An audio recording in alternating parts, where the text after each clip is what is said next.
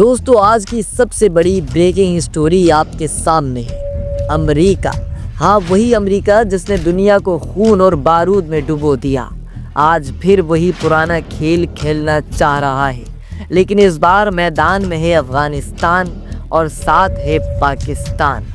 سوچو ذرا، کیا یہ وہی امریکہ نہیں ہے جس نے عراق کو برباد کیا؟ کیا یہ وہی امریکہ نہیں ہے جس نے افغانستان میں 20 سال تک تباہی مچائی اور پھر رات کے اندھیرے میں بھاگ نکلا؟ اور اب وہی امریکہ دوبارہ دروازہ کھٹکھٹا رہا ہے اور کہتا ہے کہ ہمیں بگرام ایئر بیس واپس چاہیے، ہمیں افغانستان میں اپنی موجودگی دوبارہ چاہیے۔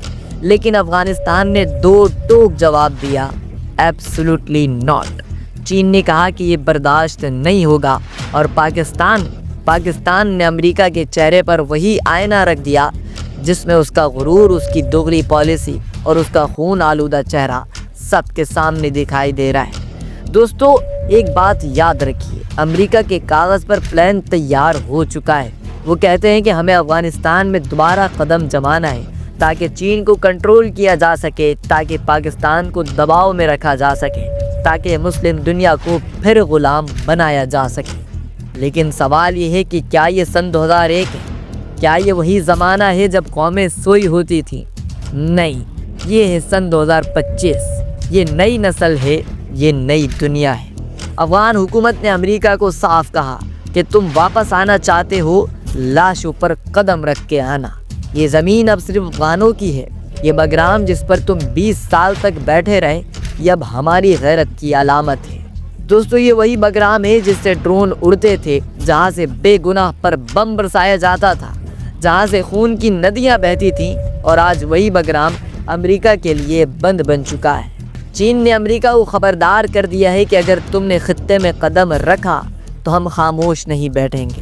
یہ ہمارا پڑوس ہے، ہمارا ریجن ہے، ہماری سیکیورٹی ہے۔ دوستو یہ پہلا موقع ہے جب چین نے اتنے کھلے الفاظ میں امریکہ کو للکارا ہے۔ یہ صرف افغانستان یا پاکستان کی لڑائی نہیں ہے، یہ پورے خطے کی لڑائی ہے۔ اور پاکستان نے کہا کہ ہم اپنی زمین کو کسی کے خلاف استعمال نہیں ہونے دیں گے، نہ امریکہ کے لیے نہ کسی اور کے لیے۔ یہ وہ الفاظ ہیں جنہوں نے واشنگٹن کے ایوانوں میں زلزلہ برپا کر دیا ہے، کیونکہ امریکہ چاہتا تھا کہ پاکستان پھر سے اس کا فرنٹ لائن اتحادی بنے، پھر سے اسے اپنی سرزمین دینی پڑے اور اسے ایئر بیسز دینے پڑے، پھر سے اپنی عوام کو قربان کرنا پڑے۔ لیکن اس بار پاکستان نے کہا کہ بہت ہو گیا، کافی ہو گیا، اب یہ کھیل نہیں چلے گا۔ دوستو یہ ہے اصل خبر، امریکہ کا غرور ٹوٹ رہا ہے، افغانستان کھڑا ہے، چین للکار رہا ہے، اور پاکستان صاف صاف کہہ رہا ہے کہ ہم اپنی آزادی پر سمجھوتا نہیں کریں گے۔ دوستو آپ کو سن 2003 یاد ہے، امریکہ نے دنیا کو بتایا عراق کے پاس کیمیکائی ہتھیار ہیں، وہ دنیا کے لیے خطرہ ہے، اور پھر شاک اینڈ آو کے نام پر بم برسائے گئے۔ لیکن سوال یہ ہے کہ کہاں گئے وہ کیمیائی ہتھیار؟ کیا امریکہ نے کوئی ثبوت دیا؟ کیا آج تک کسی اقوام متحدہ کی رپورٹ نے کہا کہ واقعی ہتھیار تھے؟ نہیں، سب جھوٹ تھا، ایک ڈرامہ تھا، ایک فلم تھی، ایک بہانہ تھا تاکہ عراق کا تیل لوٹا جا سکے۔ دوستو وہ عراق جو علم کا مرکز تھا، تہذیب کا گہوارہ تھا، جہاں بغداد کی لائبریریاں تاریخ سناتی تھیں، آج کھنڈر بن چکا ہے۔ لاکھوں لوگ مارے گئے، بچوں کی لاشیں، عورتوں کی چیخیں، معصوموں کا خون، سب کچھ امریکہ کے جھوٹ کے بھینٹ چڑھ چکا ہے۔ دوستو عراق کے بعد امریکہ نے اگلا نشانہ بنایا لیبیا کو۔ امریکہ نے کہا کہ ہم جمہوریت لائیں گے، ہم عوام کو آزادی دیں گے۔ لیکن حقیقت کیا تھی؟ اصل کھیل تھا لیبیا کا تیل، قذافی کا سونا، اور افریقہ میں امریکی اثر و رسوخ بڑھانا۔ یاد ہے قذافی کو کس طرح مارا گیا؟ زمین پر گھسیٹ کر، گولی مار کر، اور پھر ہنس ہنس کر ویڈیو بنائی گئی۔ امریکہ کے سابق وزیر خارجہ ہیلری کلنٹن نے ٹی وی پر کہا تھا، "We came, we saw, he died." دوستو یہ ہے امریکہ کا چہرہ، انسانیت کا قتل اور تباہی کا سوداگر۔ اور آج لیبیا کو دیکھ لو، وہاں خانہ جنگی ہے، وہاں غلاموں کی مارکیٹ لگتی ہے، وہاں لوگ اپنی زندگیاں بیچتے ہیں، اور امریکہ وہ مزے سے تیل چوس رہا ہے۔ دوستو اب آتے ہیں افغانستان پر۔ سن 2001 میں امریکہ نے ہم دہشت گردی کے خلاف جنگ لڑنے آئے ہیں، لیکن حقیقت کیا تھی؟ اصل مقصد تھا افغانستان پر قبضہ، सेंट्रल एशिया में अपनी फौजी मौजूदगी और पाकिस्तान और चीन को घेरना। 20 साल तक अमेरिका ने वहाँ पर बम बरसाए, डॉक्टर, इंजीनियर, तलबा, किसान, कोई महफूज ना रह सका। शादी की तकरीबात पर बम गिराए गए, जनाजों पर ड्रोन उतरे, स्कूलों को मलबे तले दबा दिया गया। दोस्तों, एक ऐसी वॉर एंड टेरर थी जिसमें 90% हलाकतें बेगुनाहों की हुई। एक ऐसी आज़ादी थी जिसमें बच्चों की लाशों पर अमेरिकी फ़ौजी तस्वीरें बना रहे थे। और फिर सन 2021 में क्या हुआ? वही अमेरिका जो 20 साल तक दुनिया का सुपर पावर कहलाता रहा, रात के अंधेरे में अपनी फ़ौजें भगा कर ले गया। हेलीकॉप्टर छतों पर उतर रहे थे, फौजी दीवारें फलांग रहे थे और काबुल एयरपोर्ट पर दुनिया ने वो तमाशा देखा जिसने अमेरिका के गुरूर को ज़मीन पर लिटा दिया। दोस्तों, नोट करिएगा कि अमेरिका हर बार एक ही ड्रामा करता रहता है। कभी कहता है कि केमिकल हथियार हैं, कभी कहता है कि डिक्टेटर आवाम पर जुल्म कर रहा है, कभी कहता है कि हम दहशत गर्दी ख़त्म करने आए। लेकिन अक्सर मकसद हमेशा एक ही होता है, वसाइल लूटना, ज़मीन पर कब्ज़ा करना और अपनी फ़ौजी ताकत का झंडा गाड़ना। इराक़ में तेल लूटा गया, लीबिया में सोना लूटा गया, अफ़गानिस्तान में कुदरती वसाइल और जोग्राफिया स्ट्रेटजिक जगह लूटी गई। दोस्तों, यही है वो अमेरिका और यह है असल अमेरिका की कहानी। ये है वो मुल्क जो आज़ादी के नाम पर ग़ुलामी देता है, जमहूरियत के नाम पर बम देता है, इंसानियत के नाम पर मौत देता है। अमेरिका को आज ये सोचना होगा, कितनी और झूठ बोलेगा, कितनी और नस्लों को मारेगा, कितने और इराक़, कितने और लीबिया और कितने और अफ़गानिस्तान बनाएगा। लेकिन याद रखो, अब ज़माना बदल गया है, अब कौमें जाग चुकी हैं।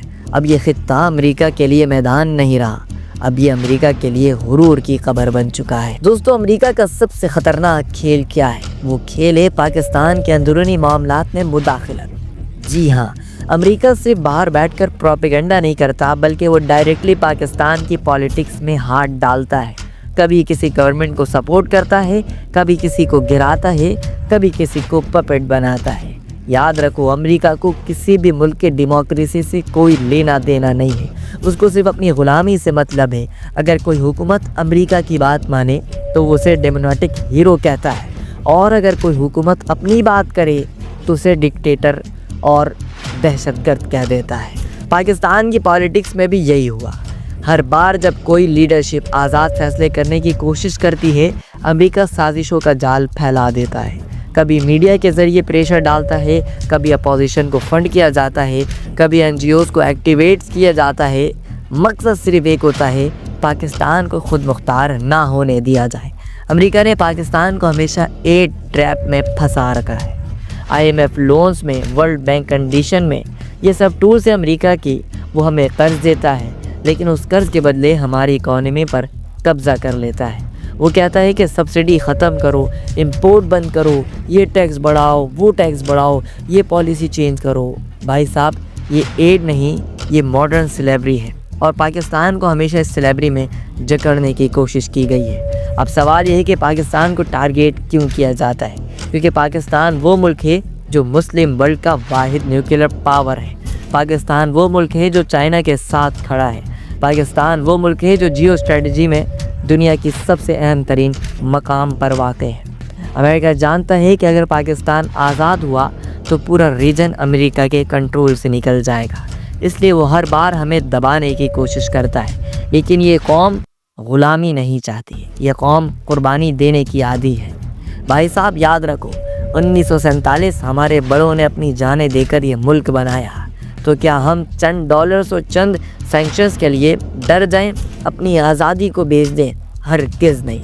अमेरिका की सबसे बड़ी नाकामी यह है कि वो पाकिस्तान के अवाम को अंडरएस्टिमेट करता है। वो समझता है कि हम हमेशा डिवाइड रहेंगे, लेकिन अमेरिका भूल गया है कि जब भी पाकिस्तान पर बुरा वक्त आता है तो ये कौम एक सीसा पिलाई दीवार बन जाती है। चाहे वो 1965 हो, चाहे वो 1974 हो, वो कोई सी भी वॉर हो, वो कोई सी भी ताकत की दौड़ हो, चाहे 1988 हो या फिर सन 2025 हो, पाकिस्तान ने दुनिया को दिखाया कि हम किसी के दबाव में नहीं आते। और यही असल खौफ है अमेरिका का। अमेरिका को पता है कि पाकिस्तान अगर एक बार अपनी इंडिपेंडेंस को पूरी तरह क्लेम कर ले तो फिर दुनिया की कोई ताकत हमें ग़ुलाम नहीं बना सकती। दोस्तों, अमेरिका ने हमेशा फ्रीडम ऑफ स्पीच और ह्यूमन राइट्स के नाम पर दूसरों को दबाया है। لیکن سوال یہ ہے کہ کیا امریکہ کے اپنے ہاتھ صاف ہیں؟ کیا وہ جیونٹک بے کے قیدی اور ہیومن رائٹس کے تحت نہیں رکھے گئے تھے؟ کیا عراق اور افغانستان میں مرنے والے لاکھوں لوگ فریڈم کے نام پر قتل کیے گئے؟ کیا فلسطین پر امریکہ کی دوگلی پالیسی فریڈم کی مثال ہے؟ یہ ہے امریکہ کا اصل چہرہ، منافقت، دوگلاپن اور دھوکہ۔ پاکستان کے لوگ یہ سب دیکھ رہے ہیں۔ آج کا نوجوان جانتا ہے کہ اصل دشمن کہاں بیٹھا ہے۔ آج کا نوجوان یہ سمجھ چکا ہے کہ IMF کا لون کوئی مدد نہیں بلکہ زنجیر ہے۔ آج کا نوجوان یہ پہچان چکا ہے کہ NGOs کا ایجنڈا کوئی سروس نہیں بلکہ ایک انفیکشن ہے۔ اور سب سے بڑھ کر آج کا نوجوان یہ مان چکا ہے کہ پاکستان کو صرف ایک ہی چیز بچا سکتی ہے، یونٹی اینڈ انڈیپینڈنس۔ اور آخر میں امریکہ جتنی مرضی سازشیں کر لے، جتنا مرضی پروپیگنڈا کر لے، جتنے مرضی پپٹس استعمال کر لے، پاکستان ایک دن اپنی اصل پہچان پر کھڑا ہوگا۔ اور وہ دن دور نہیں جب دنیا دیکھے گی کہ پاکستان ایک آزاد، خود مختار اور طاقتور ملک ہے جو کسی کے دباؤ میں نہیں آتا۔ یہ میرا وعدہ نہیں، یہ پاکستان کی تاریخ کا فیصلہ ہے۔